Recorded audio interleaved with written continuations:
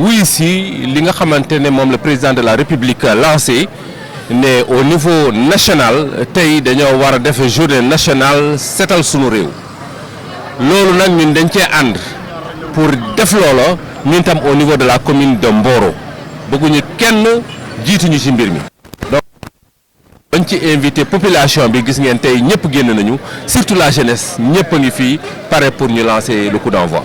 kon vraiment bu ñu gisee nag tey monsieur le maire population bépp comme ni nga ko waxee surtout la jeunesse ñëw s'unir en un seul homme autour de votre personne en tant que le premier magistrat de la ville cela montre que ne aujourd'hui à partir de ce jour nag yaakaar naa ni hormis maintenant la réconciliation quand même des populations de Mboro day nekk nag une journée boo nga xamante ni nag day pérenne ba pare ñu maintenir ko dans la durée mais aussi nag lancer Mboro maintenant nag sur la dynamique nationale. Surtout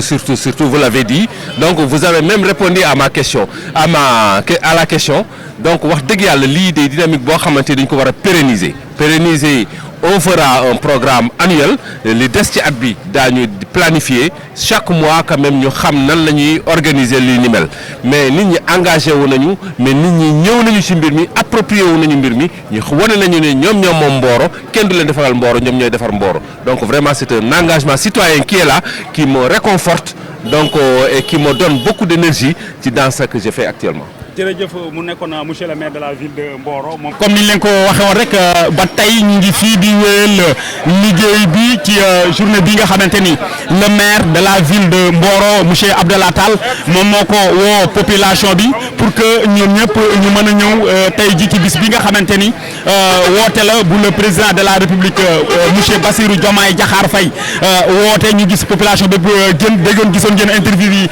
dañoo yam nag ci ko nga xamante ni donc mënuñu ko gis ci activité bi donc te diñ ko tàllal li nga xamante ni moom mooy suñu micro waxtaan ak moom muy Ndiassé Mboup yor commission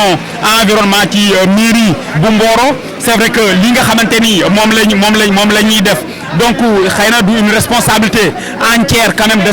sa commission donc dina duggante nag ak la commission en charge de l'aménagement du territoire et du cadre de vie mais moom du ci mënu cee ñàkk am cër boo nga xamante ni moom la ci yor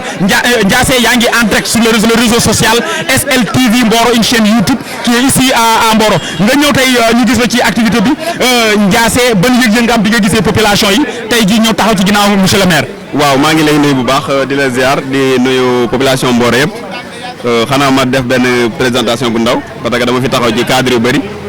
bi njëkk mooy man maa fi représenté le grand mouvement citoyen mooy GMC man maa ko fi di représenté tey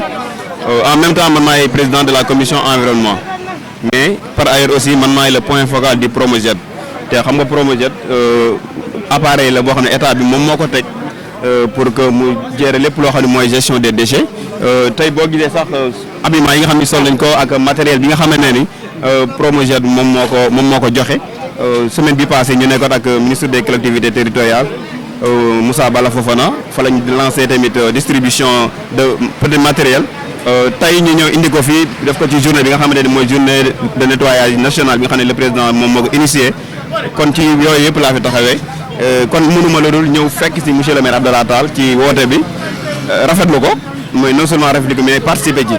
ci turu GMC mais participer tamit si yeneen tur yi nga xamante ni ñoom laa tudd sànq kon yaakaar naa askan bi génn nañ rafetlu nañ ko bu baax a baax. Ndiassé opération set setal ku ko wax nag wax la gestion maintenant nag des ordures les stocks tey ji commission bi nga am bu opération bi jàllee donc nan la compter def pour mën a veiller donc de façon pérenne pour que ëllëg mu bañ a am benn impact ci li nga xamante ni mooy la vie des populations et surtout de leur santé.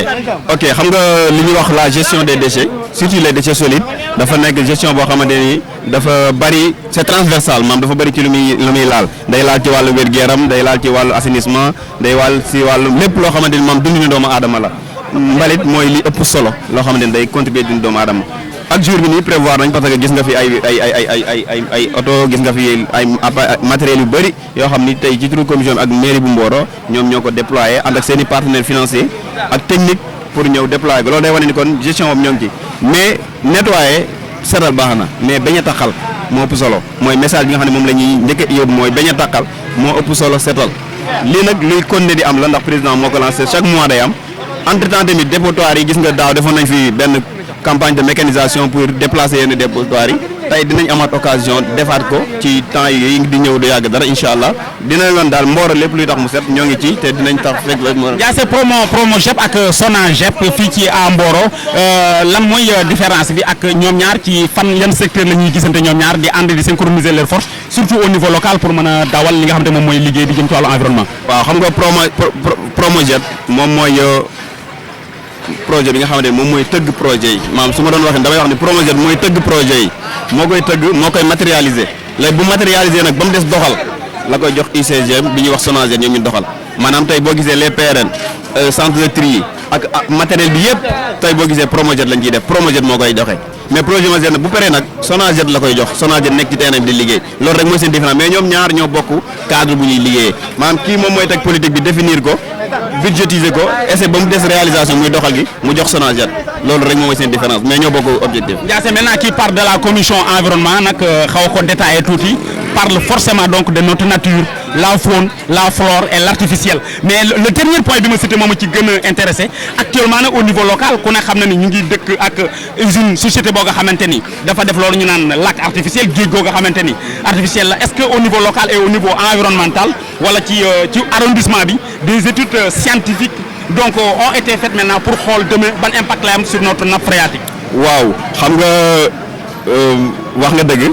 su ñuy wax alam bi wàllum jaww ji ak géej gi ci la bokk mooy li jëpp solo sax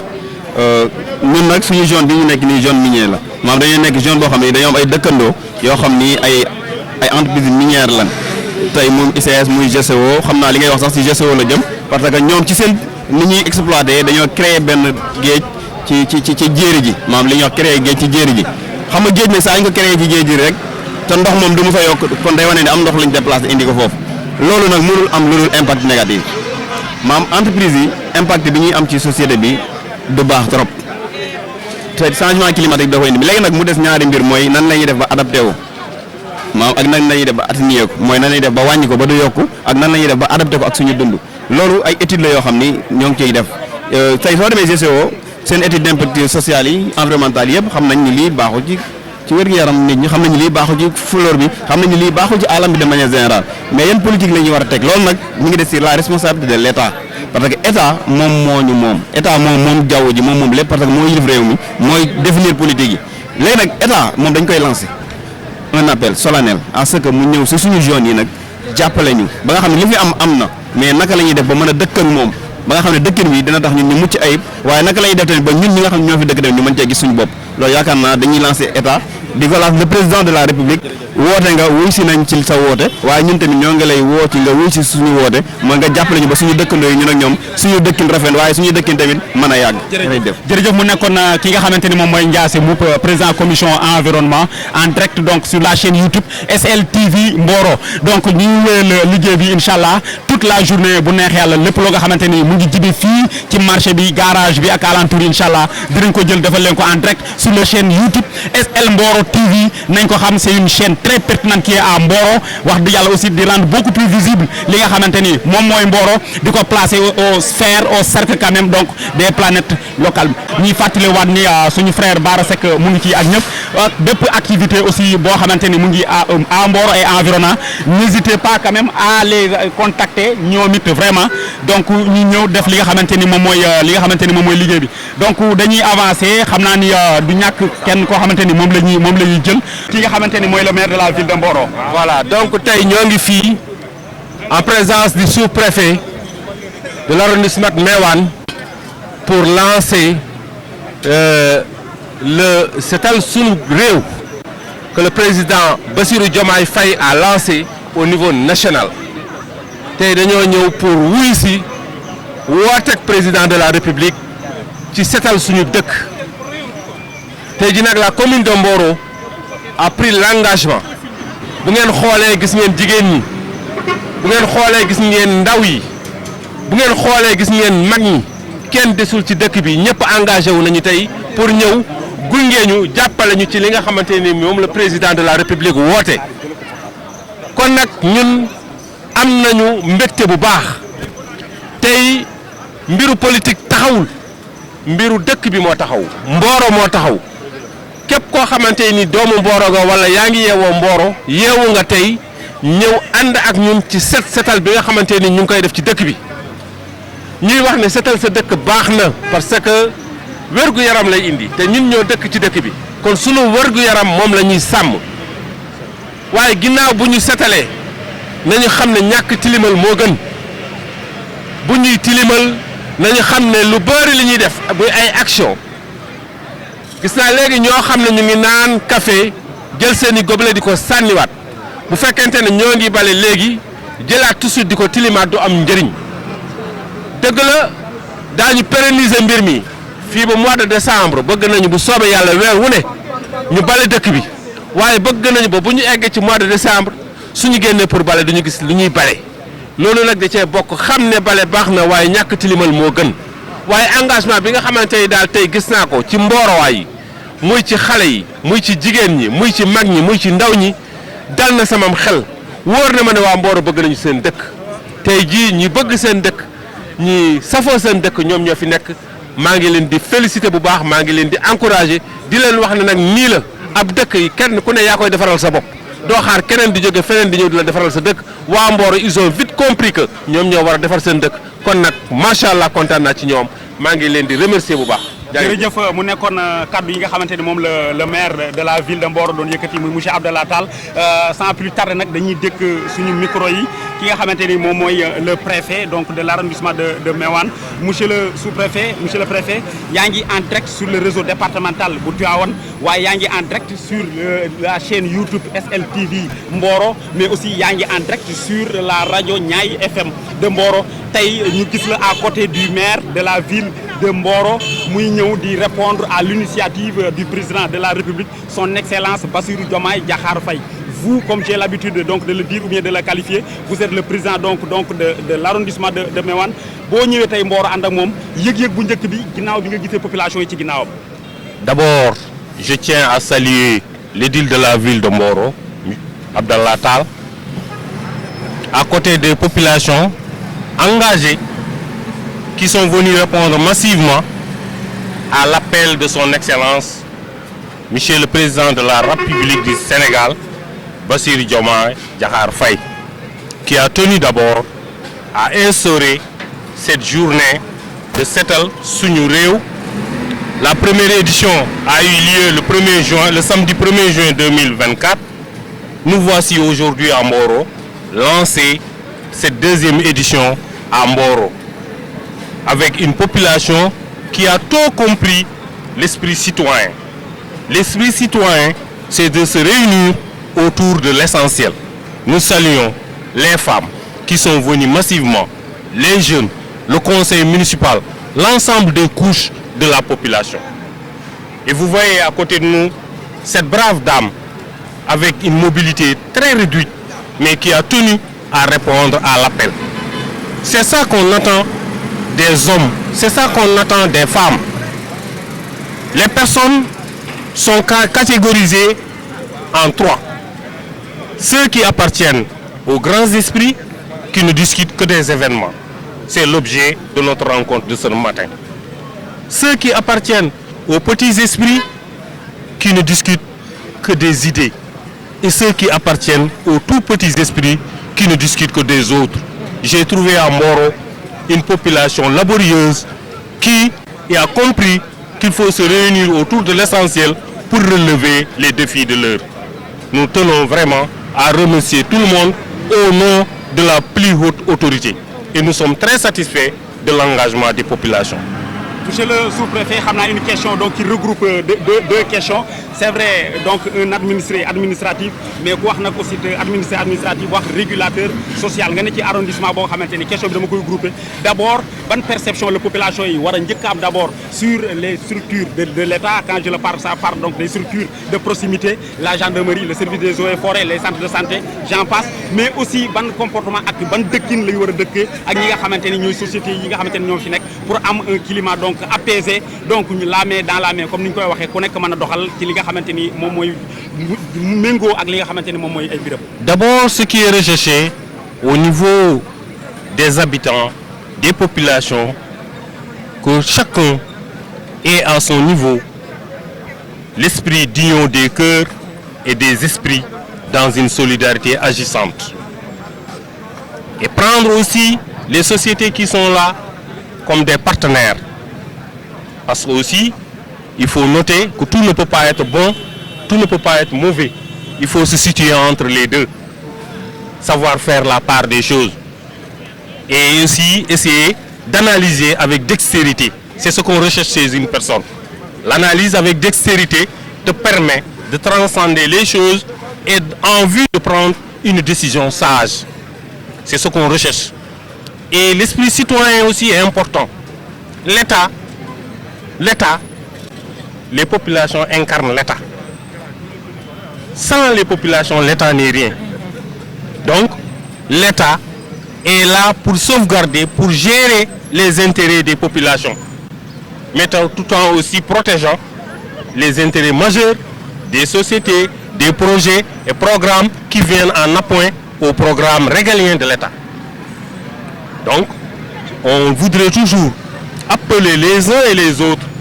à unir leurs forces en vue de faire comprendre aux autres qui n'ont pas compris ce qu'ils ont compris, de conscientiser les gens, de mener des activités d'IEC, information, éducation et communication pour vivre en harmonie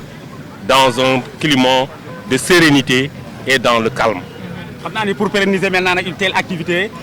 sport, maintenant c'est une bras de concordance. Avant le mois prochain, le sous-préfet, le maire en maillot de sport venu jouer ici à Mboro un match de football. Effectivement, le sous-préfet n'est pas un footballeur, mais c'est un arbitre. J'ai fait une formation en arbitrage. Si vous organisez un match, comme j'ai l'habitude de le faire avec les populations, je peux venir arbitrer le match. Vous allez apprécier. Tout ça, c'est pour vous montrer que nous, on a compris qu'on n'est pas des administrateurs qui s'enferment dans des bureaux. Nous acceptons toujours d'être convoqués par les communautés. C'est l'objet aussi de l'appel du président de la République et qui a été entendu par les populations, que nous saluons fortement. Nous sommes venus pour aussi se joindre à vos actes en vue de pérenniser cette œuvre, comme l'a si bien dit Monsieur le maire, que nous remercions au passage pour son esprit d'ouverture, de partage, d'échange avec ces populations. Nous tenons aussi à remercier tout le monde, particulièrement les femmes, qui ont toujours été à l'avant-garde de toute action. Monsieur le sous-préfet donc de l'arrondissement de Méouane xamna match bobu dina doy war le maire en charnière centrale, le 4e adjoint maire donc au niveau du milieu de terrain, monsieur le sous-préfet donc donc au milieu pour l'arbitrage. Donc voilà, après ñu jël li nga xamné moy photo de famille bi avec la femme. Mu ngi won en direct sur la chaîne YouTube SLTV Mboro, mais aussi nekkoon en direct sur le réseau départemental bu Tivaouane, réseau international. Mu nekkoon Mamadou Ngom Seck dañ doon wax Lirou Diane, mais légui soxna ci changé nako Fatou Mbaw, néna Mamadou Ngom Seck Lirou Diane alias Ya Rafet Ayuba loolu bu ko piraté bu ko yóbbu. Tey population bi ñëpp dañoo génn ñëw fekk si ki nga xamante ni mooy le maire. Am na yenn structure yoo xamante ni mënuñu leen a seen mukk kilifa yi nga xamante ni ñoom ñoo ko jiite te duñ ñëw wax ak ñoom. Maa ngi seen le président Alpha Sow, le président donc de la zone de Mboro. Alpha yaa ngi en direct donc sur la chaîne TV SLTV Mboro, une chaîne YouTube qui est ici à Mboro nekk fi di fi liggéey bu am solo. Alpha nga nekk le président de la zone de Mboro. Man de dama koy wax directement am na habitude di ko wax ni tey ji Mboro, vous êtes donc la 2e personnalité wala la 3e personnalité bu weesoo le maire ak le président du conseil communal de la jeunesse. La zone moom moo ci topp parce que aussi vous êtes une institution régie par les textes donc du Sénégal, mais aussi régie par un décret présidentiel. Tey nga nekk président zone bi maire woote set setal national woote boo nga xamante ni nag le président de la République son excellence Bassirou Diomaye Diakhar Faye moom moo ko initié nga ñëw fekk si ko au nom de la zone jeunesse gis na population bi dañu mobiliser woo ban yëg-yëg nga am. waaw merci beaucoup salaamaaleykum Ngom Seck ñu ngi lay nuyu bu baax a baax di nuyu waa SLTV di nuyu réseau bi nga xamante ne bu ma nee sama xarit sama doomu ndey Pape Amadou Ndiaye Senghor rek ñëpp xam nañu ban réseau laay waxal waaw vraiment di wax ni dañoo kontaan parce que tamit Mboro ñun ñoo ko bokk kon yaakaar naa ni tey jii bu président de la République Bassirou Diomaye Diakhar Faye wootee set setal le maire Abdoulaye Tall daal di koy initier fii ci Mboro woo ñu ci ñun ñëpp. kon ñun kenn ku nekk man mii di wax ak yow nekk ma fi woon dama voyagé mais démb si guddi laa ñëw ndax mbir mi moo ma ñor mbir mi moo ma ko jaral parce que nee naa leen man Mboro lu ma ci waay woo incha allah dinaa ñëw wuy si la waaw bu dee ci côté defar dinaa la ci wuy si moom moo tax ñu ñëw ànd ak membre comité directeur bépp ñëw nañu toutes les ASC représentés les 27 ASC kon nag am na ci loo xamante ni tey jii Ngom man dama fi taxawee ak ñaari casquette benn casquette bi mooy casquette président zone beneen casquette bi mooy nekk fi responsable grand parti bu président Malick Gakou waaw suñu militant ak militant yëpp ñëw nañu pour jàpp ci mbir mi ba Mboro mën a set bu baax a baax waaw. merci beaucoup mu nekkoon le président Alpha Sow xam naa nag mënuñoo daje ak moom te dañu benn prof ndollo ci question ci wàllu sport ñu gis nag liggéey bu am solo bi nga xamante ni def nga ko ci terrain bi ginnaaw bi nga collaboré avec les ICS ñu lancé fa ay travaux muy réfection li nga xamante ni mooy tribune mais li nga xamante ni mooy grille de protection yi léegi liggéey bi nag fan la toll. waaw liggéey bi wax dëgg yàlla dem nañu saytu nañ ko liggéey baa ngi ci kaw mu ngi dox wante dafa nekk loo xamante ni kenn ku ne xam na ni boo bëggee lu baax jarul ñu koy gaawantu mën nañ ko def ndànk ñu defaral ñu ko liggéey bu baax tey jii sax convoqué naa réunion comité directeur pour waxtaan ci ak membre comité directeur yi bu fekkee ne waxtaan nañu nangul nañu ma su ma sañoon ren jii nawetaan bi ñu bàyyi gars yi eggale liggéey bi dégg nga ba déwén parce que lu tax mooy suñ ko eggalee yaakaar naa ne bu déwénee ah équipe bi nga xamante ne moom la fi yàlla di teg bu boobaa bu ñëwee dina xam ne équipe bi fi génn kat ay la yëwen taxaw na ba defar nañu stade bi waaye yaakaar naa ni tey jii Tivaouane moom moo ñu ëpp fuuf te département la yaakaar naa toog na ñeenti at wala juróomi at te nawetaanul gis ngeen bu ñu paree bijou bi nga xam te ne moom la am kon ñun waa Mboro tam war nañoo mën a mun nawetaanu ren bii bàyyi ICS ñu defaral ñu terrain bi ba nga xamante ni dinañ am grille de protection dinañ am turbine dinañ am projecteur mur bi sax ñoom nee nañu bëgg nañ ko cee yokk incha allah waaw defaraat adversaire yi ba nga xam ne terrain bi dina nekk stade parce que man mosu leen maa dégg ma wax terrain bi stade toujours dem naa leen du stade terrain la kon suñu bàyyee ak ICS comme que ay at ñu ñu wër ku ñu ko defaral ñoom pare nañu pour defaral ñu lool maa ngi ñaan membre comité directeur yi ñi nga xamante ni tey jii ASC yi ñoo leen fi yabal di ko ñaan président yi di wax ni nañ jàpp parce que Ngom ren jii man maa waroon a gën a bëgg nawetaan ndax ren mooy sama dernier mandat ah bëggoon naa fee def loo xamante ne mais du ma xool intérêt Alpha Sow damay xool intérêt population Mboro moo tax ma ne na ñëpp àndandoo ñu teg nawetaan bi suuf réaffilié wu waaw dañuy réaffilié wu nag bañ a fay assurance bañ a def ay démission jour su déwénee incha allah terrain bi normal ñu remettre ñu caabi ki fi yàlla teg mu doxal nekk ci nawetaan yoo xam te ne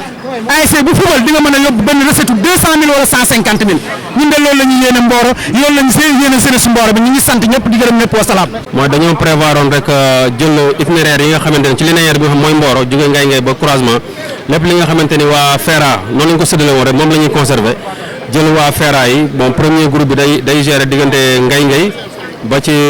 place Lamane Djidé parce que loolu mooy premier tronçon bi deuxième tronçon bi jóge place Lamane Djidé ba si pharmacie Diamaguène troisième tronçon bi jóge pharmacie Diamaguène dem ba croisement loolu mooy ñetti waa FERA noonu lañu séddoo liggéey bi di ñëw tam ngeen fekk ñoom ni ñu séddoo woon rek ñu ànd ak ñoom ci loolu. jërëjëf kon mu nekkoon le deuxième adjoint maire waroon na compléter li nga xamante ni rek moom mooy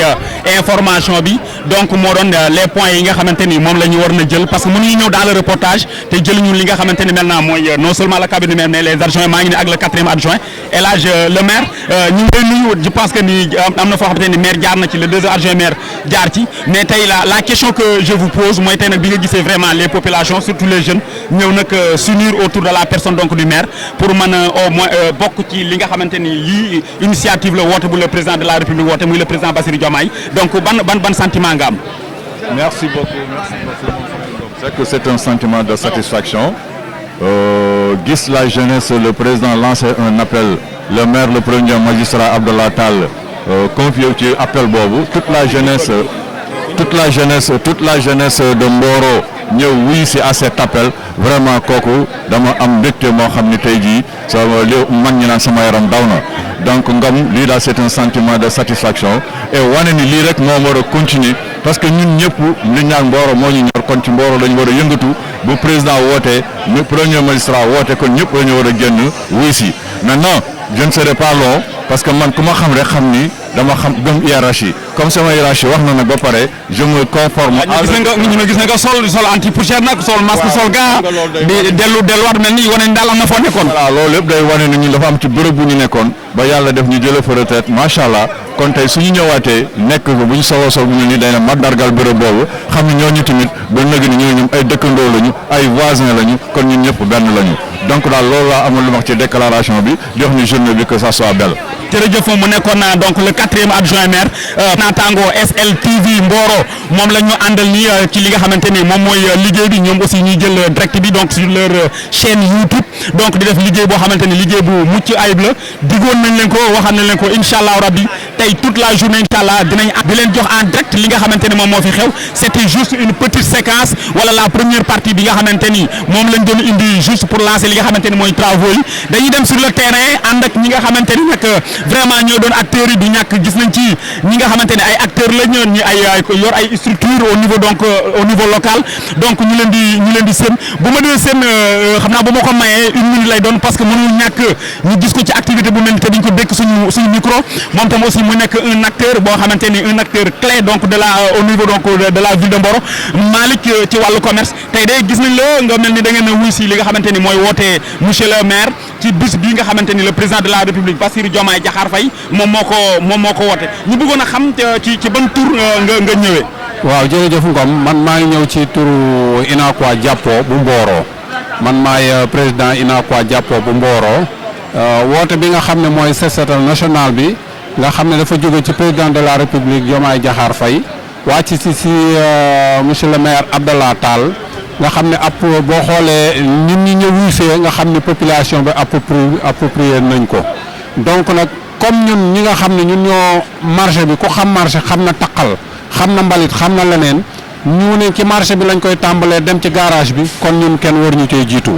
wala kon bu demee noonu ñun dañuy sant le président de la république jaar ko ci monsieur le maire Abdallah Tall di sant population Mboro ak ñi nga xam ne wuy si nañ ñëpp xam ne mbir mi ñun lañ ko defal jàpp nañ ni sama jëmm ji lañ ko defal. Malick nag lan ngay wax sa mbokk commerçant yi ne ci marché bi ginnaaw nag buñ set setalee ba pare nag nan la ñuy fexe nag ba dootuñu tàqal dootuñu tilimal nan ngeen organisé woo. avant ñuy set setal lancé naa leen appel nañu ñëw ci mbale bi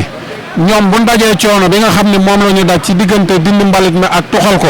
bu boobaa bu ëllëgee defe naa ni dinañ ci jàngate ni marché kenn ku ci ne da nga war a am poubelle ci sa wet lépp loo nga xam ne dindi nga ko muy mbalit nga jël ko def ci poubelle bi bu oto bi ñëwee nga sànni ko ca bañ a bàyyi mbuus yi ak kayit yi di taxawaalu noonu loolu moom kenn ku ci ne ñu ngi koy lancé appel tous les commerçants ak ambulants yeeg ñëpp nañu yor poubelle ci seen wet teg ko ci bu ñu amee lu taq ñu def ko ci bu oto bi ñëwee ñu jël ko dem tuur ko ci waaw. loolu jërëjëf mu nekkoon Malick Mbaye ñëwoon ci turu Unacois ñu ngi répondre donc à l'invitation donc du maire de Mboro ci initiative bi nga xamante ni le président de la république Bassirou Diomaye Diakhar Faye moom moo ko initié te mu doon nag initiative noble citoyenne boo nga xamante ni nag je pense que ni tout concitoyen nag donc conscient quand même de la république nag jàpp naa ni bu président woote lu mel nii war nga ci am taxawaay. waaw asalaamaaleykum ñu ngi leen di nuyu di leen ziara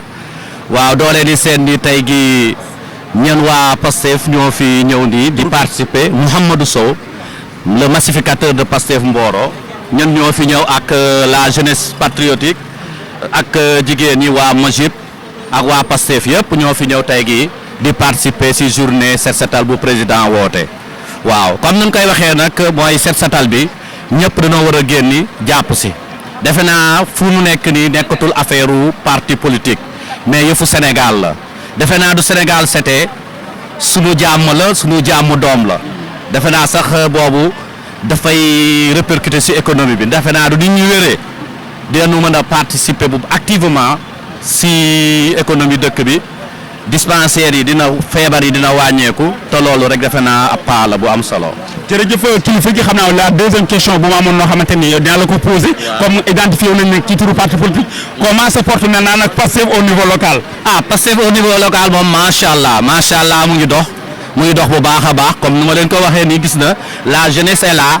jigéen ñi ñu ngi fii Majib magu Pastef yaa ngi fii franchement Pastef mu ngi dox bu baax a baax ñu ngi woon monté suñuy cellule gi yëpp foo dem ci Mboro macha allah léegi moom. pour que les perspectives locales yi nga xamante ne moom ñëw ñu am un candidat Babacar Diédhiou à la mairie de Mboro. pourquoi pas Babacar Diédhiou waaye incha allah mën na ñu ngi koy yaakaar bu baax a baax incha allah waaw incha allah. jërëjëf lépp lu gëm encore man xam naa la mais nag il faut nga présenter waat ñi nga xamante ne maintenant sur le réseau YouTube SLTV Mboro. Voilà, merci beaucoup mon ami monsieur Ngom Seck di la jaajëfal bu baax a baax je m'appelle Khary Anne je suis le coordonnateur de la JPS de Mboro bon Mboro Pastef Mboro en général dafa am ay structures yu mel ni JPS ay jeunes moo koy diriger comme moi y a également benn structure boo xamante ne femmes yi moo koy jiite ñu s'appelle madame Ami Collé Sow ñu naan ko madame Ndiaye suñu coordonnateur bi nga xamante ne moo ñu coiffé ñu ñëpp mooy le coordonnateur de Pastef Mboro monsieur Babacar Diédhiou bon tey nag sa présence est affectée parce que tey dafa nekk ci correction bag yi tey moo tax tey mu yabal délégation boo xamante la jeunesse nga xamante ne lii daanaka la jeunesse moo ko war a porter et les femmes donc boo xoolee sama ginnaaw ñi fi nekk c'est les femmes et les jeunes qui sont actuellement ici de Mboro bon ñu ngi rafetlu également l'initiative du président son excellence Bassirou Diomaye Diakhar Faye nga xamante ne c'est une initiative nationale boo xamante ne la jeunesse moo ko war a gën a mën a porter. On dirait que le président Bassirou Diomaye Diakhar Faye s'inspire donc maintenant du label donc de Kagame à Rwanda. Donc une telle initiative, je pense que ici il le porte donc à la tête quand même de la nation sénégalaise. Ça c'est salutaire. Mais comment maintenir une telle dynamique dans la durée? Voilà, pour maintenir une telle dynamique, il faudrait une participation citoyenne. Il faudrait que la population, que chacun sache que c'est une affaire pas personnelle, mais c'est une affaire nationale. Tout le monde devrait participer pour la transformation de notre terroir, de votre localité, de votre quartier, de votre maison. Mboro est un territoire. Nous devons faire de telle sorte que Mboro soit, ou bien le Sénégal, comme à l'instant comme vous venez de dire, Paul Kagame, l'initiative de Paul Kagame qui s'inspire par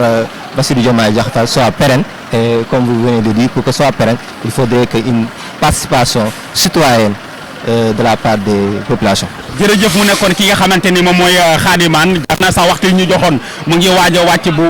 baax a baax en direct donc sur la chaîne YouTube SLTV Mboro donc ñu wéyal liggéey bi incha allah toute la journée bu neex yàlla lépp loo nga xamante ni mu ngi jibi fii ci marché bi garage bi ak alentour incha allah dinañ ko jël defal leen ko en direct sur la chaîne YouTube SL Mboro TV nañ ko xam c'est une chaîne très pertinente qui est à Mboro wax dëgg yàlla aussi di rendre beaucoup plus visible li nga xamante ni moom mooy Mboro di ko placer aux sphères au cercle quand même donc des planètes locales. Merci SLTV Mboro ba ci kanam.